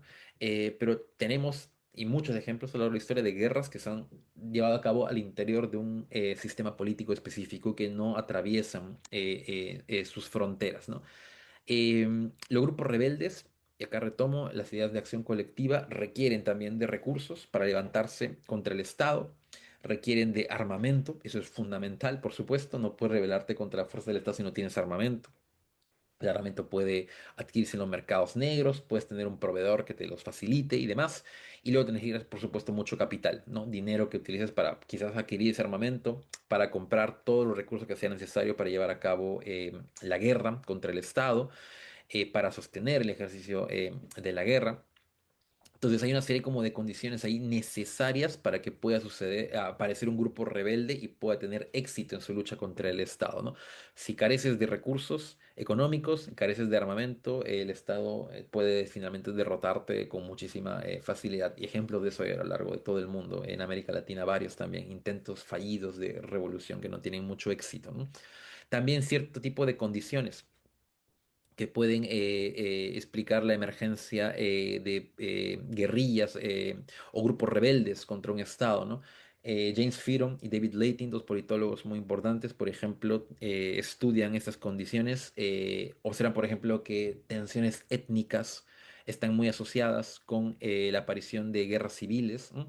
Cuando hay problemas de ese tipo difíciles de resolver o que los estados no han resuelto, ¿no? Demandas de ciertos grupos étnicos de mayor autonomía que, por ejemplo, los estados no quieren conceder. La guerra civil suele ser un escenario que sucede siempre y cuando estos grupos se organicen, por supuesto, y tengan acceso a los recursos que menciono, ¿no? Ciertas condiciones geográficas también, eso es muy interesante, ¿no? Geografía montañosa es una especie de condición local que favorece la aparición de grupos rebeldes, ¿no? No quiero decir que aparición de existencia de montañas está directamente relacionada con grupos rebeldes, ¿no? Pero los grupos rebeldes suelen ser mucho más eficientes en su guerra contra el Estado en países que tienen regiones montañosas. Caso Colombia, o el más estudiado de todos, definitivamente Afganistán. Mencionabas en la clase anterior de actualidad internacional, por ejemplo, que Al Qaeda pudo esconderse con los talibanes de manera muy efectiva en las montañas de Tora Bora, que es una región montañosa en Afganistán, muy próximo a Pakistán, en donde estuvo escondido Osama Bin Laden, el talibán también. Estados Unidos bombardeó severamente Tora Bora, la bombardeó muchas veces y por todas las vías posibles y nunca llegó a capturar a sus líderes. porque básicamente podían tener capacidad para poder esconderse en esa ciudad, en ese territorio tan difícil, al cual era muy difícil que también los ejércitos regulares puedan penetrar, ¿no? También buenas relaciones con la sociedad o con la comunidad puede servir mucho para los grupos rebeldes, ¿no? Para también finalmente tener cierto apoyo en ese sentido y legitimidad en su lucha, ¿no? Y como señala también Stathis Kalidas, que es un politólogo probablemente el más importante en estudios de guerras civiles, eh, los rebeldes usan la violencia de manera selectiva. Esto también aplica para los grupos terroristas, ¿no? Porque tanto los grupos rebeldes como los grupos terroristas saben que en un sentido más tradicional están, por supuesto, en desventaja frente a un Estado, ¿no? Los estados tienen ejércitos regulares, tienen artillería pesada, tienen ejércitos que además son profesionales, que están entrenados para el uso de la violencia, ¿no? Y además los estados tienen muchísimo dinero, muchísimo recurso para poder sostener la violencia, ¿no? Entonces, en función de esa asimetría de poder, estos grupos que son mucho más débiles tienen que utilizar tácticas específicas para de alguna forma bypassear esa debilidad relativa, ¿no? Y poder infligirle daño al Estado de otra manera, ¿no? Mencionaba el caso de los atentados del 11 de septiembre, la clase anterior, ¿no? Que fue un ejemplo de eso, ¿no? Dañar a un Estado para toda la vida. De hecho, Estados Unidos va a llevar esa herida para siempre, la del 11 de septiembre, ¿no? De una manera no convencional, ¿no? Al-Qaeda no necesitó de ejércitos, ni de aviones, ni de tanques, ni de misiles para llevar a cabo esa actividad, ¿no? Necesitó inteligencia, cierta cantidad de recursos, ¿no? Mucha astucia también, planificación por años para de alguna forma superar todas las limitaciones, las restricciones que le imponía la potencia de Estados Unidos, superar su poder más tradicional y finalmente lograr darle ese golpe que nuevamente reitero, ningún otro actor internacional se lo había dado desde 1941, Japón, ¿no? Atacando a Estados Unidos en Pearl Harbor. Los guerras, los grupos rebeldes también hacen uso de este tipo como de tácticas, ¿no? Guerra de guerrillas, por ejemplo, ¿no? Mimetizarse en la población, ¿no? Aprovechar escenarios geográficos como las montañas o la jungla, por ejemplo, para poder llevar a cabo sus ataques, ¿no?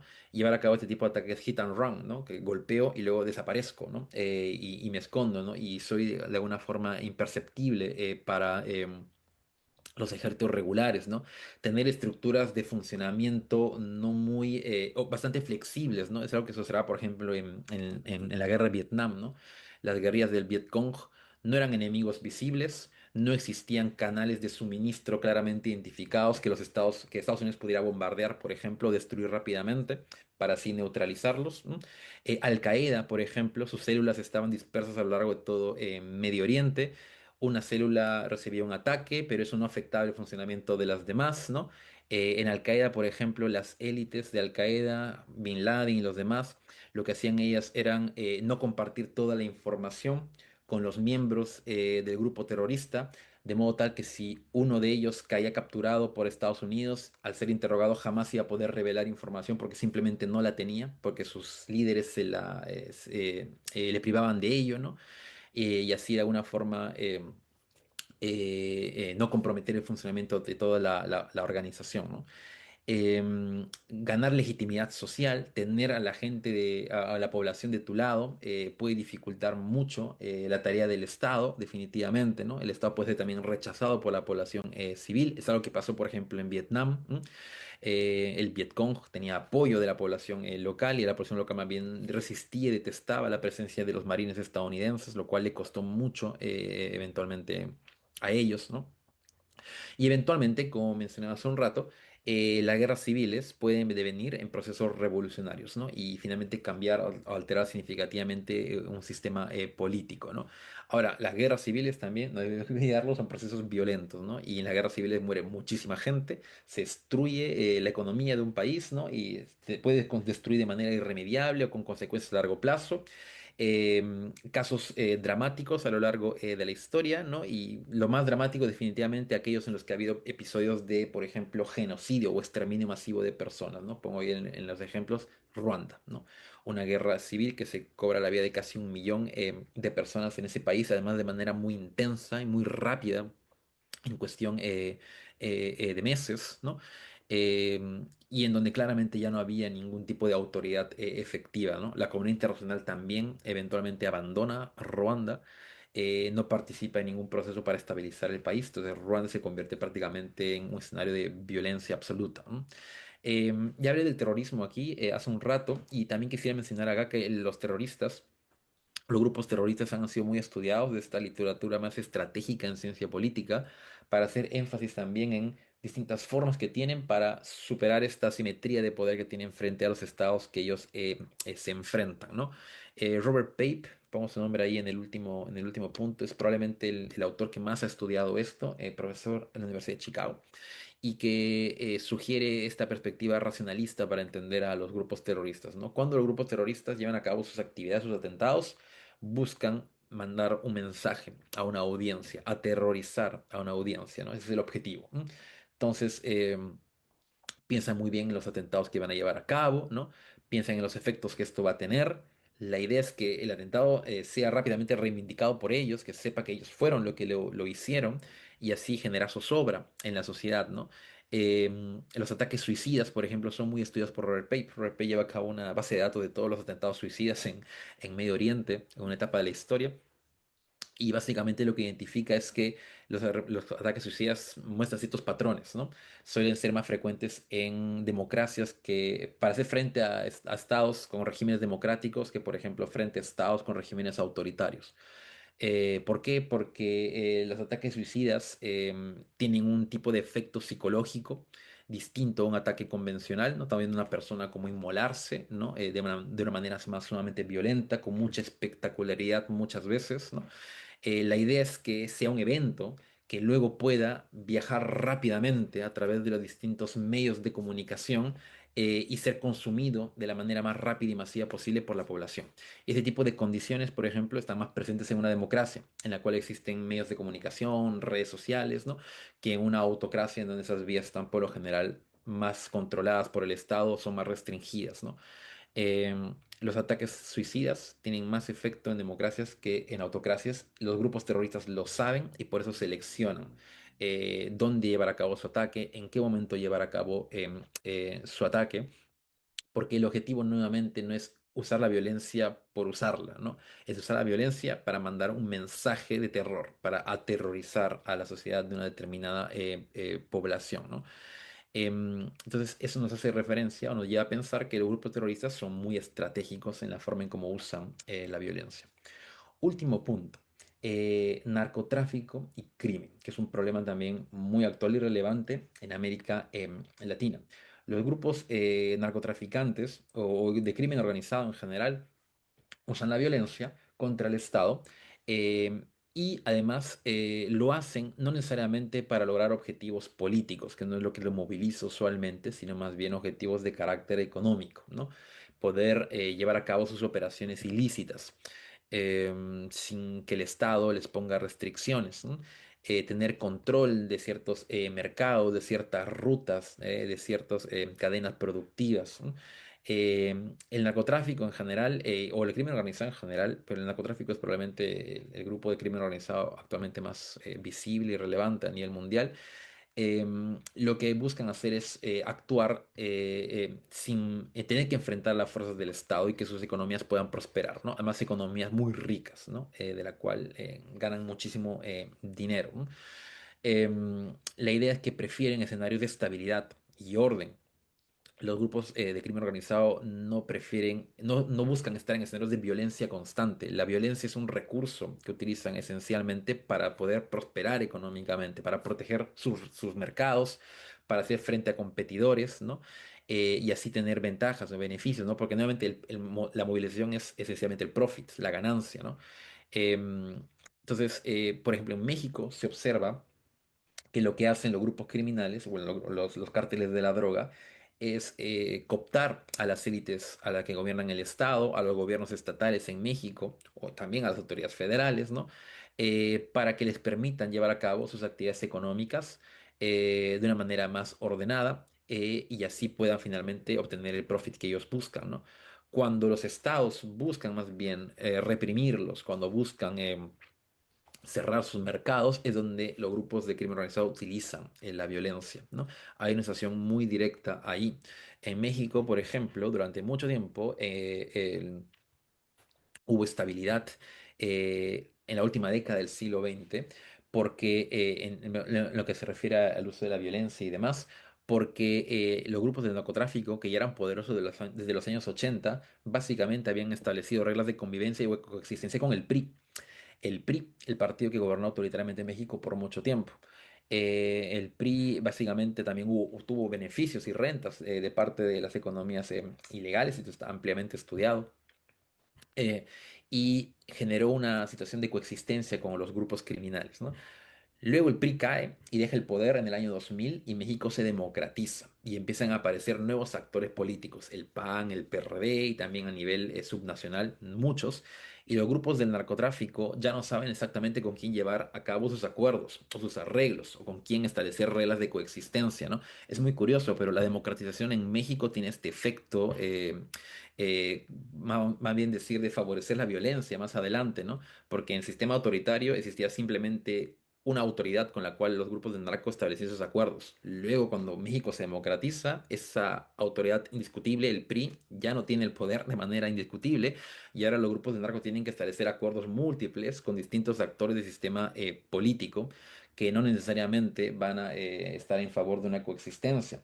Y luego el presidente Felipe Calderón en México, del PAN, en el año 2006 decide iniciar la guerra contra el narco, que es una guerra que existe hasta el día de hoy y que ha arrojado más de, si no estoy equivocado, 200.000 muertos, puede ser más ahí la cifra, quizás estoy subestimándola, y que se ha caracterizado justamente por el enfrentamiento directo de las fuerzas del orden, de las Fuerzas Armadas, del ejército mexicano, enfrentándose al narco. La violencia ha terminado generando mucha más violencia. Y por supuesto, las víctimas colaterales de todo esto es la población o la sociedad civil, ¿no? Los grupos del narco también se enfrentan mucho entre ellos por obtener el control de ciertas rutas, ¿no? De ciertos mercados, de ciertos territorios, lo cual también está asociado nuevamente con mucha violencia.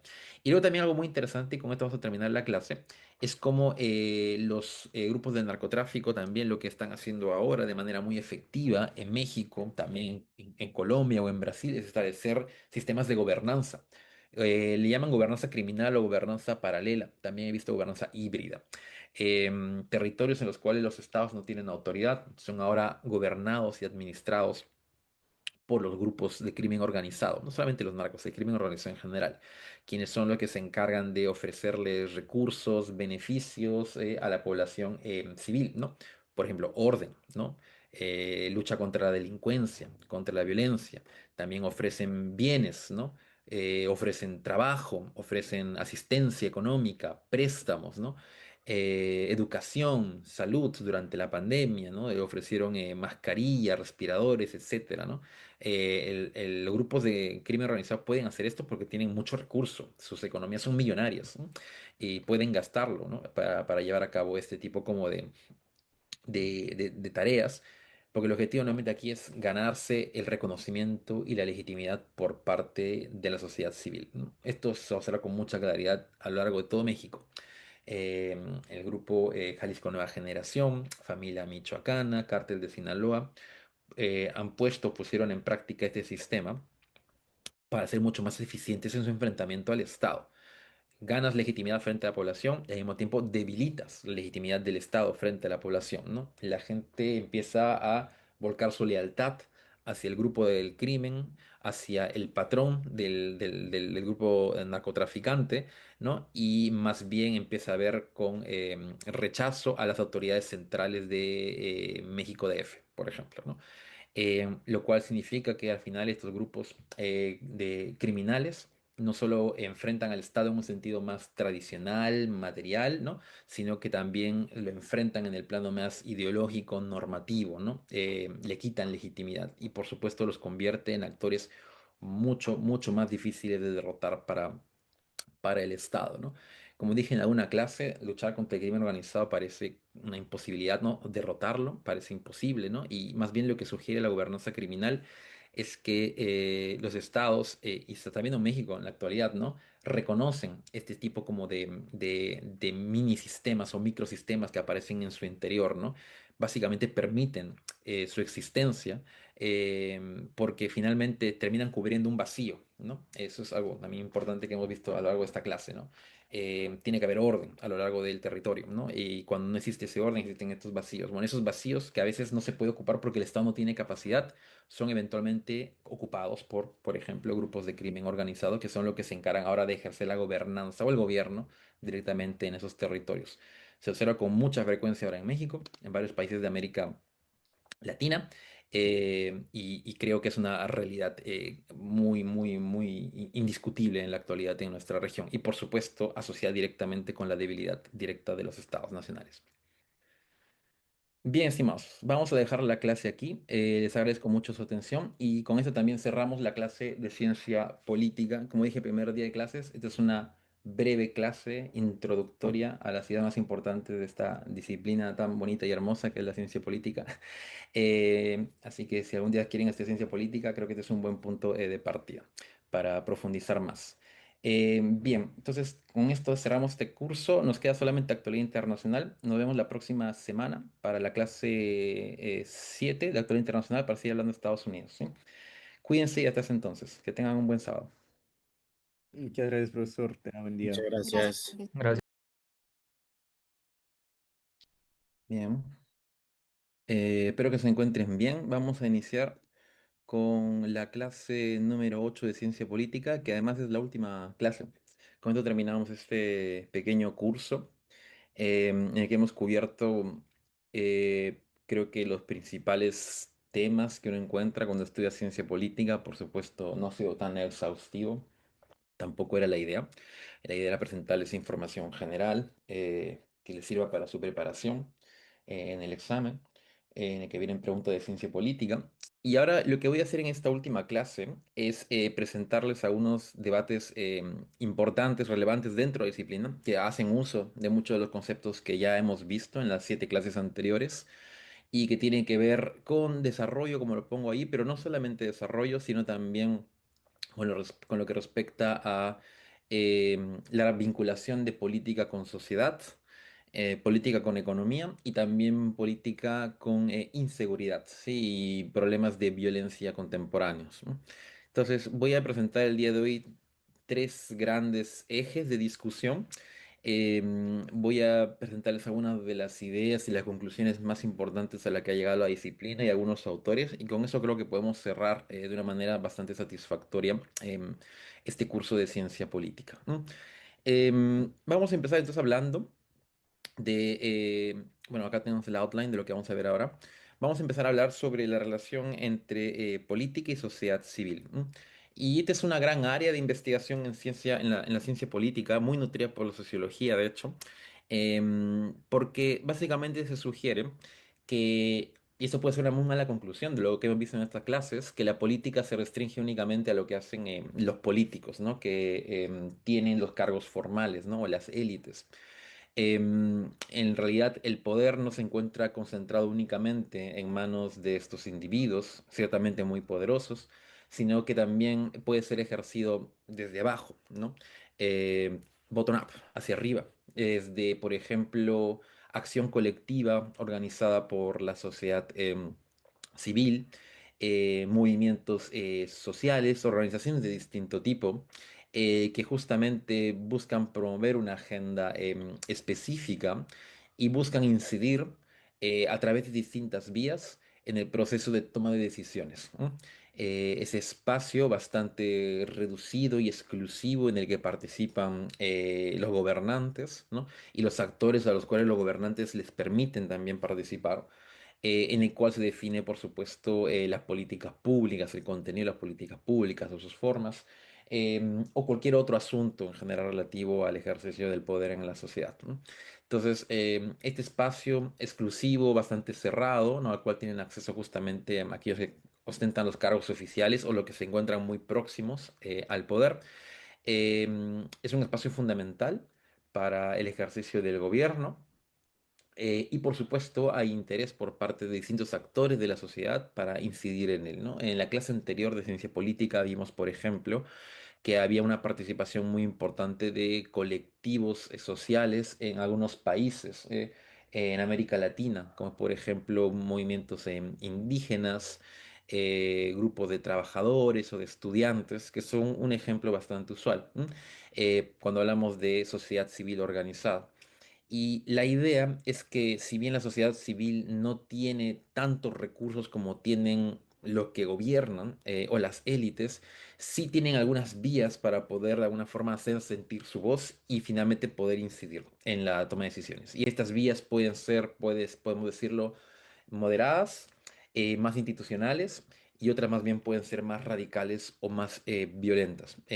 Probablemente los escenarios más claros son los procesos revolucionarios, de los que voy a hablar ahora hace un rato, los escenarios de revolución, que por supuesto tienen este componente violento, ¿no? De transformación radical. Pero no toda la acción colectiva llega o deviene necesariamente a ese escenario, que de hecho es bastante raro, ¿no? Las revoluciones son fenómenos políticos muy extraños, muy difíciles de observar a lo largo del tiempo. Ahora vamos a ver un poco de eso, ¿no?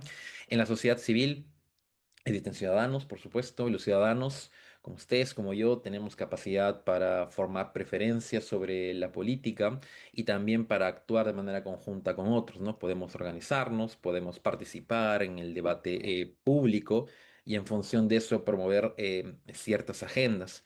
Y claro, después de haber visto toda la discusión en torno a la democracia en clases anteriores, podemos deducir que ese es un componente fundamental para los regímenes democráticos, ¿no? Es decir, la democracia no debería funcionar únicamente en función de los intereses de los gobernantes a espaldas de lo que demanda la población, ¿no? La población le da un cargo o un encargo a los gobernantes, pero luego la población no se deslinda de la política, ¿no? Más bien la población está siguiendo constantemente lo que hacen sus gobernantes, los monitorean eh, y luego también actúan de manera organizada cuando necesitan hacerlo en función de una agenda específica, ¿no?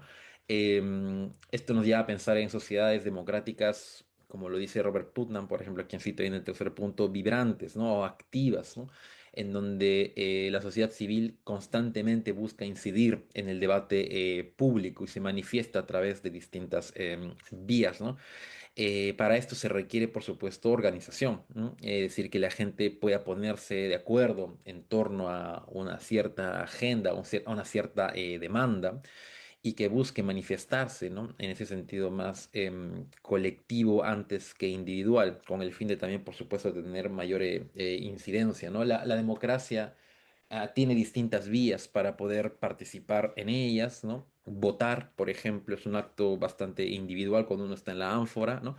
Y ahí uno está expresando básicamente su preferencia, su opinión con respecto a los asuntos públicos, pero uno también puede pensar en otro tipo de participación de carácter más colectivo. Piensen, por ejemplo, en protestas, en movilizaciones, en marchas, ¿no? O, por ejemplo, en acción organizada en el Parlamento o en los ministerios o en los pasillos del poder en general, ¿no? A través de distintos lobbies en función de una agenda específica, ¿no? Piensen, por ejemplo, en la agenda medioambiental, derechos humanos, entre otros. Existen organizaciones que buscan promover una agenda específica en esos temas, se organizan y buscan aproximarse a quienes toman las decisiones para finalmente convencerlos o traerlos de su lado y así de alguna forma tener una capacidad de incidencia en la toma de decisiones, ¿no? Para esto, las organizaciones sociales tienen que, por supuesto, funcionar bien, tienen que estar bien estructuradas, organizadas, tienen que tener, como dice Walser, cierto tipo de significados o entendimientos o conocimiento compartido entre ellos. Em, y esto hace que la política sea bastante compleja, ¿no? Es bastante interactiva también, ¿no? Porque los gobernantes van a estar constantemente atentos. Cuando me refiero a gobernantes, hablo en general no solamente del presidente y de sus ministros, sino también puedo hablar de los congresistas en general, élites políticas, ¿no? Que tienen